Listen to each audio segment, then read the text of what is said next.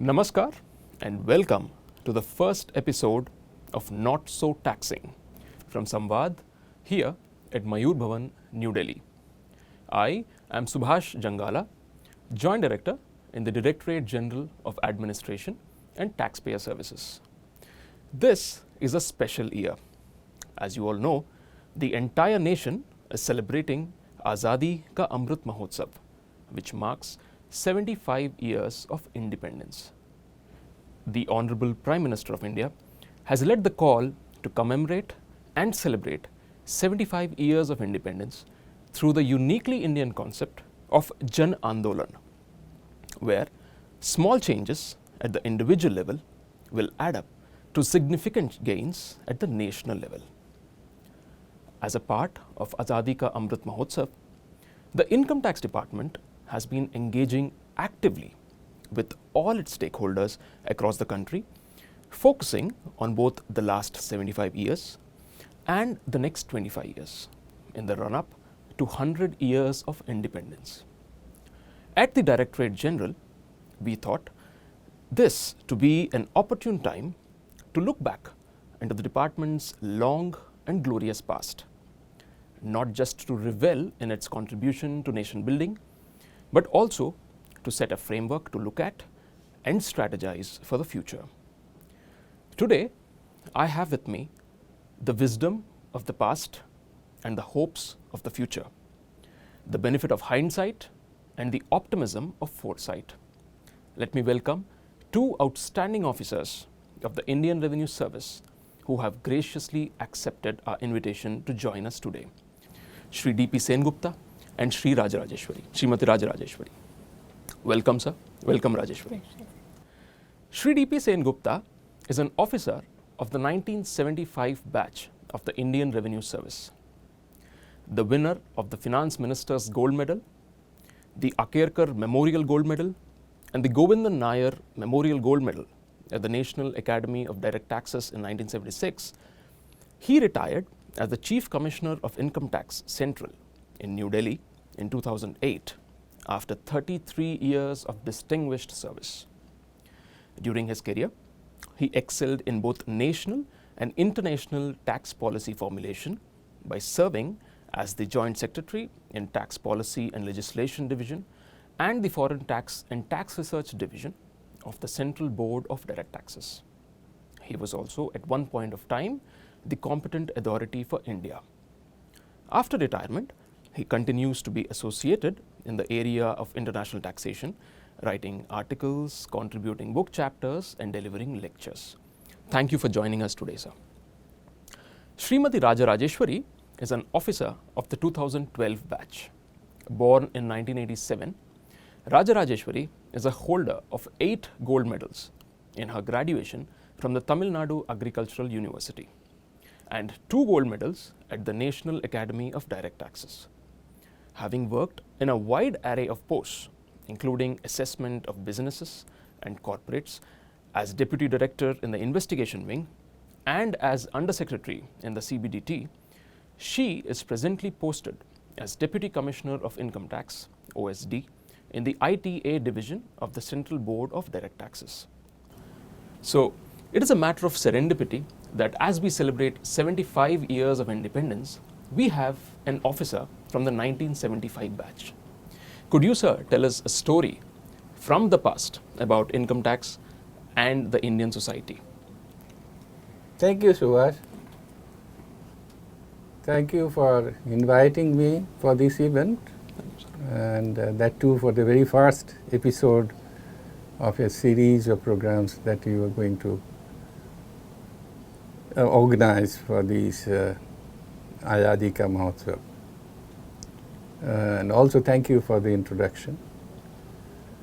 I am particularly happy to be associated with this event since this is taking place on the 75th year of our independence. Coming to income tax proper, as all of us are aware, we have recently celebrated the day also. Income tax was introduced in India for the first time in 1860 And when it was introduced by James Wilson, he actually quoted from Manu of Manusmriti to commend the tax to the Indian population. It's ironical that the tax which was imposed initially for 5 years was meant to pay for the expenses of the so-called mutiny that took place in 1857. And so the Indian population were made to pay for the expenses of their own war of independence. The tax lasted for 5 years and then there was reintroduced sometimes later, but at all points of time it was not meant for the welfare of the Indian population. It was actually tied with the British war interests, the subsequent acts also. Let us come to the independence and see what is the nature of the economy at that point of time was. At independence, ours was essentially a very poor economy, agriculture dependent, and also very unequal. So inequality was also very important. Lack of industrialization was a factor. So at that point of time, the country needed rapid industrialization, but unfortunately the private sector did not have adequate capital. So the choice that was made was for the public sector to play an important part in the rapid industrialization and for providing incentives to the private sector, and also the give protection to the domestic industry through high tariffs.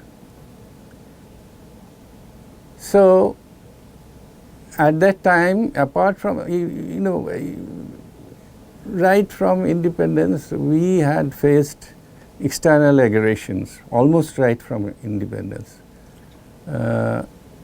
And apart from dealing with the trauma and sufferings of the partition that took place.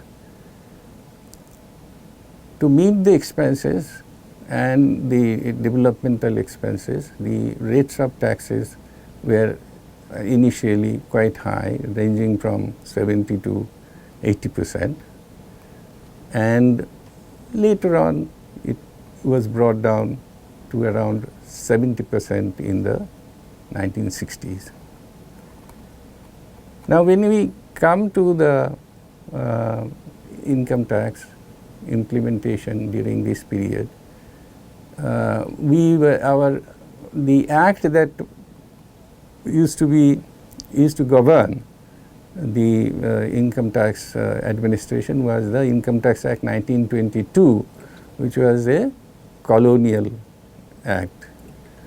So the income tax system was examined by various committees, including the Taxation Inquiry Commission, which submitted its report in 1954, and subsequently the Indian tax system was also examined by a reputed scholar, Dr. Nicholas Calder of Cambridge University, and he recommended a number of taxes, and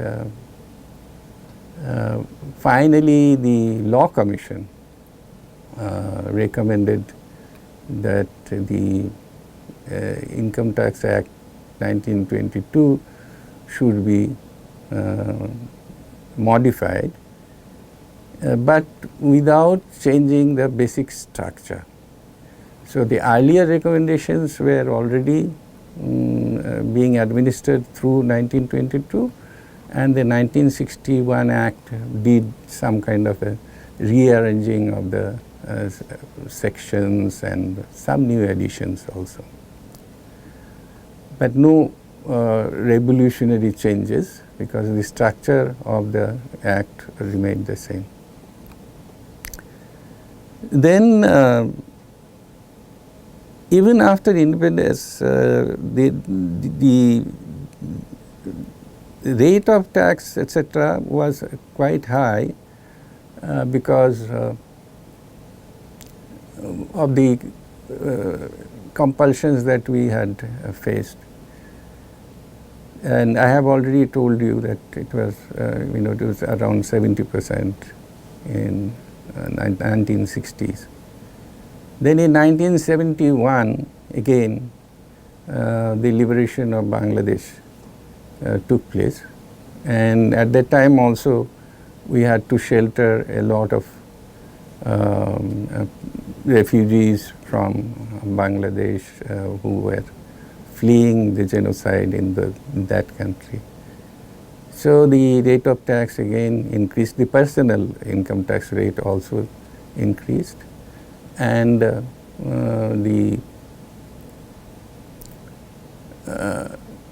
maximum marginal rate was around 85% in 1973, and along with the surcharge, it reached the proverbial 93.75%, which was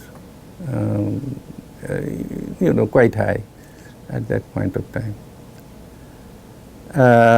And this after 1976, of course, the rates were brought down to around 60% and remained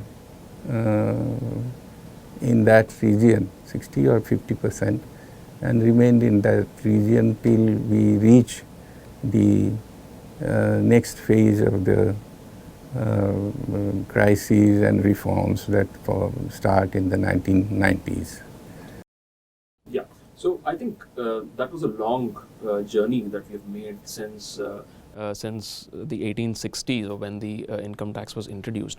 So let's jump 75 years forward now. Rajeshwari, if you remember, in 2019, the Honorable Prime Minister of the country envisioned ourselves to be a global economic powerhouse by 2025 and a $5 trillion economy by 2025. So with the benefit of hindsight, now that sir has spoken, what do you think are our challenges going ahead? So what do you think, where do we stand now? Could you please throw some light on that? Sir, thank you, sir. Thank you, sir, for inviting me for the very first episode of Not So Taxing, which is a part of Azadi Ka Amrit Mahotsav. So it is indeed a pleasure for me to joining you, sir, on this event. Coming to your query, sir, so it is always quite remarkable to see how a country has evolved over a period of time. So for younger generation like us, who only read about independence and early days of independence from textbooks, so it is indeed an opportunity to actually hear from a person who has seen it and who has lived through it. Sir, thank you, sir, for giving us a glimpse of early days of our independence. So after listening to sir, I think I may not be wrong to say that the problems that India faced during that time were of existential ones. So to add on to the complexity of our economic situation, there were hostile border situation on the one side, droughts and famines on the other side. So sir, from there we have travelled a long way. Today we are standing on the shoulders of our giants, essentially the contributions and the sacrifices made by our forefathers. So we have now secured our food production. We are expecting to become self-sufficient in our fertilizer production, and we have been successful in bringing out a larger number of people from under the poverty line. We are the third largest producer of electricity. And you know, sir, so we are also developing one of the largest military forces in the world. So this data speaks of enormous strength of our economy. Sir, but that would be an one-sided analysis if we don't see the other aspect, that is the challenges as you have mentioned. Of course, sir, the challenges continue to remain, though the nature of challenges has changed since our independence. So, to quote a few, so I can quote, like today there is an international pressure on developing countries to become more sustainable and eco-friendly in their paths to development. And as we are going through the severe pandemic, the gains that we have made during last half a decade have been past. And though our export competitiveness has increased, but still we are dependent on oil and natural gas imports. So further, sir, if you see the big tech corporates, they are changing the way the individuals and the companies transact. They have changing everything. So considering these changes, the world is also thinking of major reforms in international tax laws. So sir, considering all these changes that is happening all around the world, and if we look into our future, so I think innovation with an India-centric approach, that would be key to keep pace with the changes and the challenges that is happening all around the world, sir. So sir, I think the way forward would be continuous reforms and continuous course correction. That is going to be the way forward. Our department has undertaken lot of reforms during the last 30 years that sir might have seen personally, and all these reforms were basically centered on the concept of voluntary complaints. So the question has always that how do we make things easier for the taxpayer? So from that founding principle, that is going to be our central focus area. We are expecting to go for more intake of technology. That increased uptake of technology will be both for the taxpayers as well as for the department. So I can say proudly that our department is one of the government department which has successfully exploited the technology for better administration. So as we are doing the assessment from a taxpayer, from a tax administrator who has examined the transactions which had happened 2 to 3 years before, like we used to do when we joined the service. Now we are moving ahead, sir, with an objective of tracking the transactions on a more real-time basis with the use of third-party information gathering and deep analysis. So data has become another focus area for our department. Now we have millions of data which is being fed into our system from various sectors of the economy, so which will be used for pre-filling of returns as well as for deeper analysis. So if we see all these things in a broad perspective, it increases the voluntary compliance as well as it reduces the compliance burden on the taxpayer. So I think we will be moving ahead towards the voluntary compliance, and that is going to be the future, and we are moving ahead towards that, sir. That is what I feel. Thank you. Thanks a lot, Rajeshwari. And so what we are essentially doing is we are taking a technologically driven path going forward, and I think we are not really different from any other tax administration in the world on that front. So, sir, I would come back to you again, going back to the past. When you joined service, when you joined the income tax department, what were the promises that you had made to the department and to the service? Nothing very spectacular.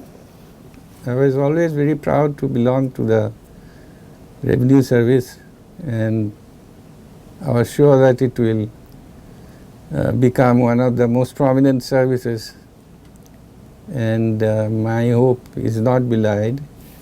I see many IRS officers made India proud whenever they have got a chance to serve in international organizations. As for promise to the department, what I promise to act within the constitution and the law, and to collect taxes according to the law, nothing more, nothing less. To myself, I made a commitment that I will not do anything that will be detrimental to the interests of the poor and the disadvantaged of the society. That's about all the promises that I made, and I hope that I have been able to live up to those. Absolutely, sir. I'm sure you've lived up to them. So, Rajeshwari, what do you think? I mean, now as officers, 50 years later, 60 years later, have our promises changed? Do the youngsters, do they have different promises to the department and to the service? What do you think about that? Sir, I think the promises that one made to the service or the department while joining the service, that won't change. Right. But in my opinion, I feel that as an officer, we need to continuously keep a tab on improving our essential competence so that we fulfill the promise that we made to the service and the department, sir. Because with incessant changes in the business environment, where the cross-border transactions have become the new norms and technology is being wrapped in for better administration of the taxes, and of course our taxpayers are expecting a world-class service delivery from us. So considering all these things, to fulfill our promises, we need to continuously upgrade ourselves with necessary skills, competencies and necessary infrastructure and systems in place, so that we will fulfill the promise as well as we meet out the expectations and the challenges of the future, sir. That's what I feel. Right. So it looks like a lot has changed, but then nothing has really changed because our promises eventually they remain the same. So if you look at how large organizations work, officers join the service, they work through the organization structure, and then they move out. So when then they move out, they take away a lot of the organization, the organizational memory, the organization knowledge with them. So it is in these situations that the vision, the mission and the value systems of an organization is what keeps the organization together, which helps it move forward in order to meet the expectations that is placed on it. Sir, if I could request you now, could you recount what was it like in the 1990s after the liberalization because it brought in a sea change in the economy in the outset of the entire country. Can you tell us a bit about what it was like at that time? Yeah, the reforms process, I think, of the 1990s, much has been written and discussed about it in recent days. What I recollect is a very broad sketch of the economy. Was that we were in the late 80s, we were on the verge of a debt crisis, and our fiscal deficit was reaching 9% already. And by 1990, it has reached, I think, around 10%. And then in 1990, the Gulf War took place, and I mean, that ultimately led to whatever, all the subsequent events, including yesterday's event in Afghanistan. Right.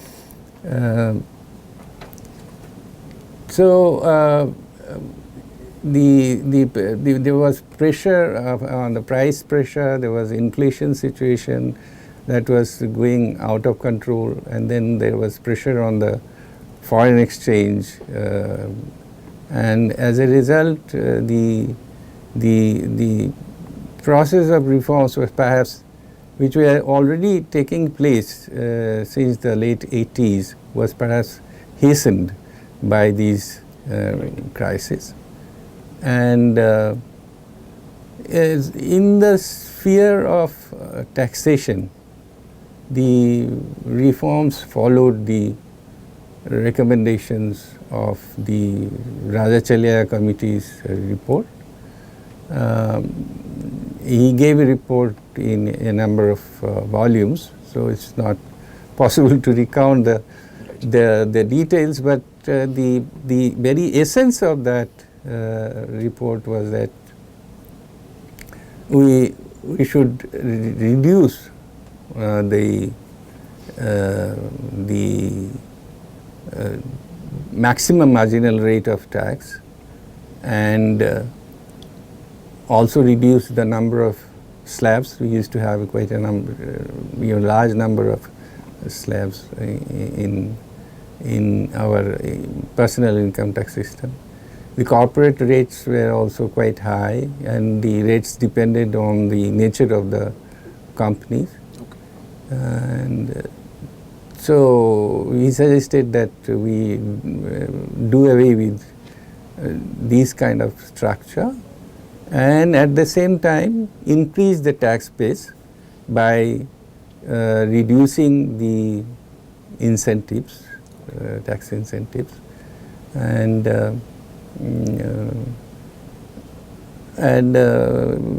basically expand the tax base in that way, and bring down the tax rates. He also suggested the formation of an information system within the department. So as you can see now, the germs of the future actions of the department were laid at that point of time. And in the 90s, with the opening up of the economy, although it started towards the later half of the 1980s, we also entered into a plethora of double taxation avoidance agreements, and as a result of these collective actions, our contribution of direct taxes, which was in the 80s around 20% of the total tax revenue, increased to around 40%, and we have not looked back ever since. And I understand that within a decade, by 2003 or 4, the share of the direct taxes in the total tax revenue reached a peak of 60%. It might have fallen a little, but I hope that we will make it up. Right, sir. So, I mean, it's been a really vibrant and vigorous last 3 decades, wherein the number of reforms we had to eventually push the amount of direct tax collections to what we have seen. So, Rajeshwari, now I come to you. Now, looking at 2047. 2047 is 100 years of independence. So what do you think as a department, as a service, where do we stand as we look ahead? Okay, sir. So I think, sir, it's a very difficult question to answer for someone to what will happen in 2047. But I will make a sincere attempt to this question, sir. Right. Sir, probably someone who listened to the announcement of liberalization in 1991 would not have imagined that over a period of 30 years, your returns would be filed online, your refunds would be issued online, and your assessment will be completed online. And you see, if you file an appeal against that assessment order, that would be settled online, and all your grievances would be settled online. So like that, so it is very difficult to imagine what will happen after in 2047, sir. Right. But I can say that 2047 is going to be a drastically different place from where we are sitting today, sir. That's what I can say. But the speed in which the changes are happening in our department, it is quite exciting. But at the same time, I feel that it is very important for the department and as part of it, the Indian Revenue Service to be ready to adapt and transform with the changing needs of the time. Of course, sir, we have actually shown exceptional fortitude to take upon several monumental reforms, especially in the last 4 years, as we all have seen. So, though we are able to adapt to the structural changes that is happening, there is a need to unlearn upskilling and reskilling. So, that is going to be another area the officers of the Indian Revenue Service has to focus. So, earlier, I think a specific skill set was sufficient to cope up, to keep one's career in a good stead. But times have changed now. Now we have to upgrade ourselves, and we have to upgrade our skills and customize our skills to keep pace with the changing times, sir. But at the same time, sir, I can say confidently that our department is one of the adapters of the technology, and it still is. So our department is also a leader in investigation in various tax crimes in particular and financial crimes in general. And some of the biggest frauds of this country have been unearthed by our department, or it has been investigated by our offices.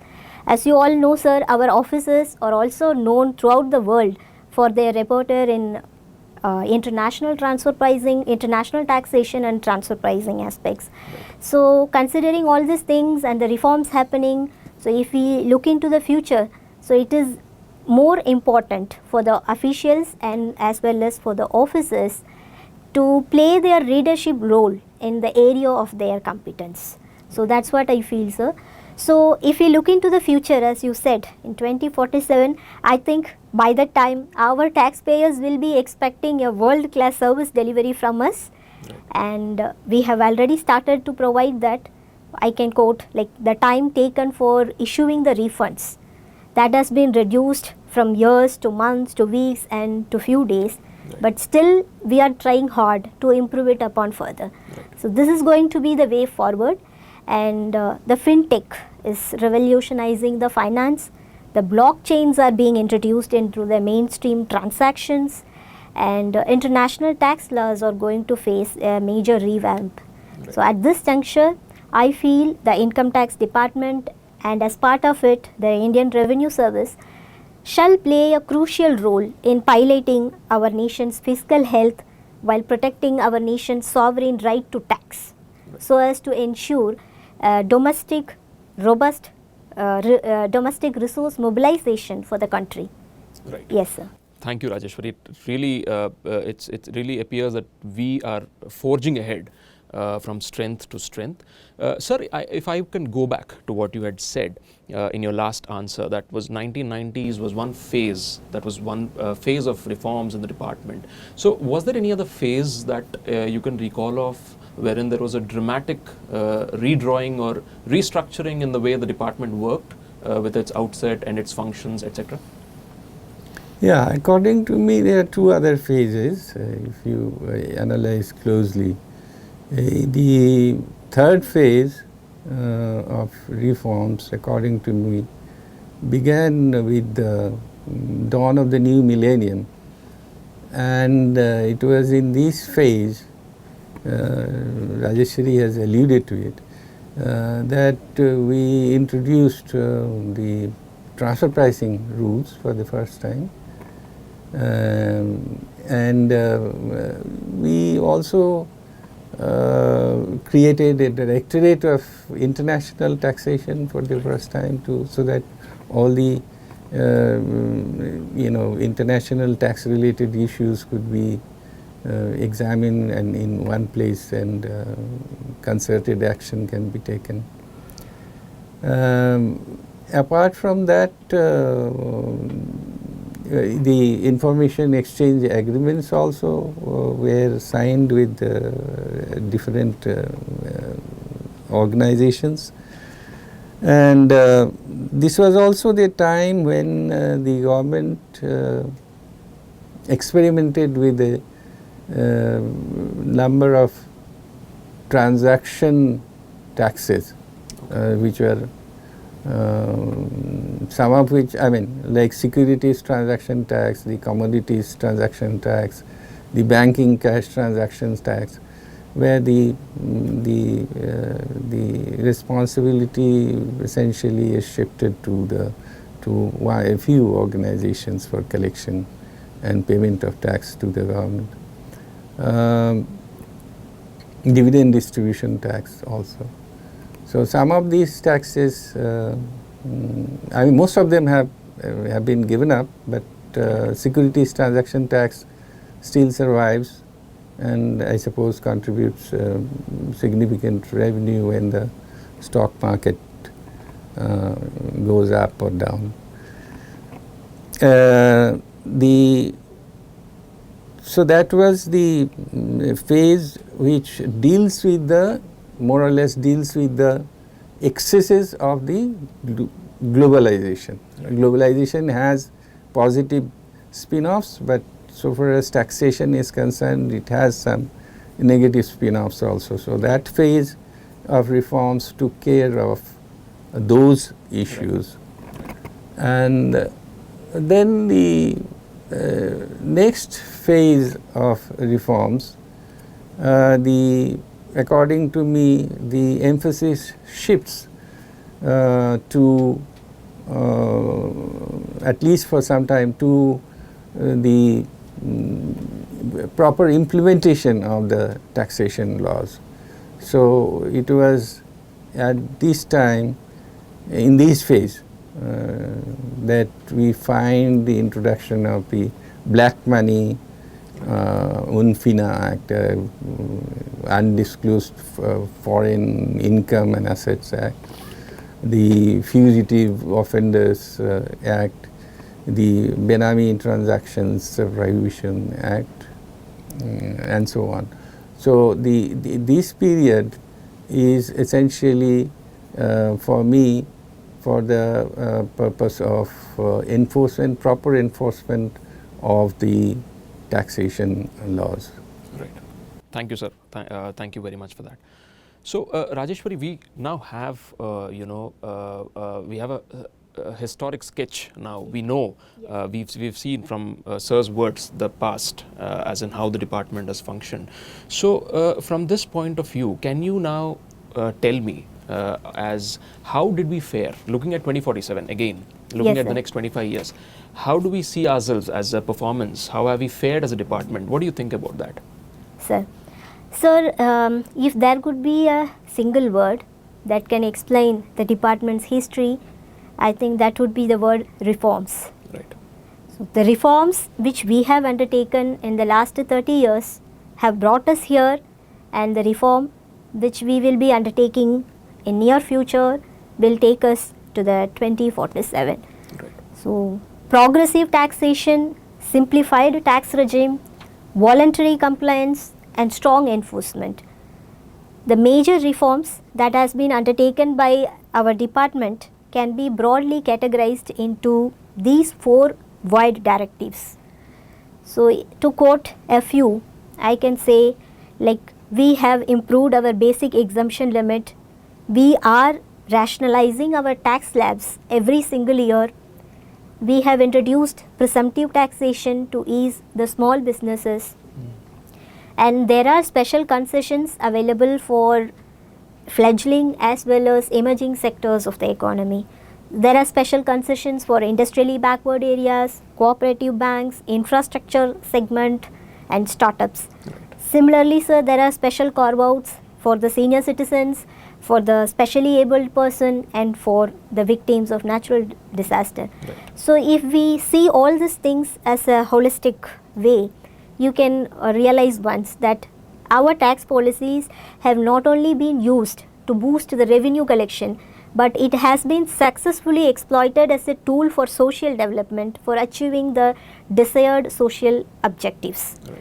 So I can say that there is probably no visibly weaker segment of the society which has not been considered by the government or by the department while formulating the tax policies, sir.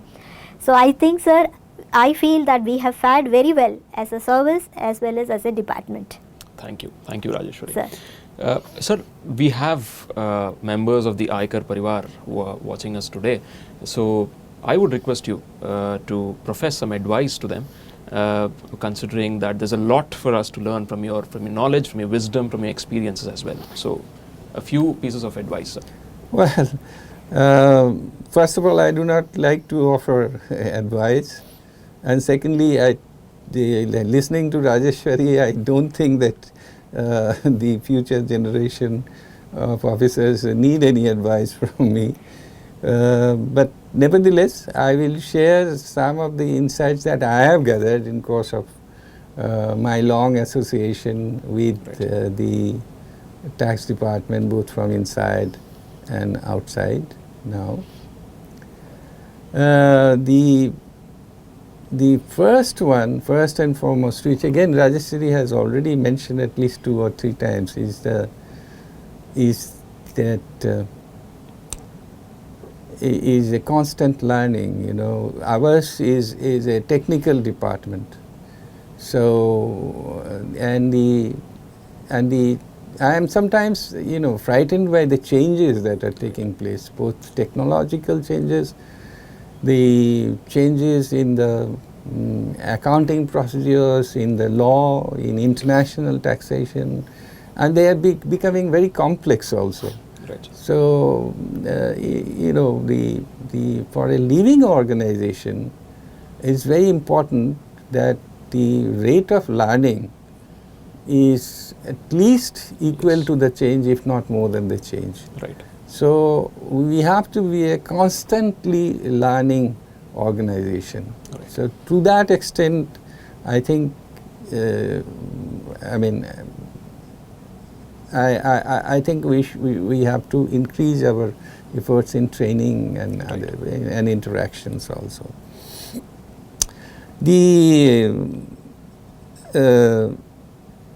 The other thing is that, following from the earlier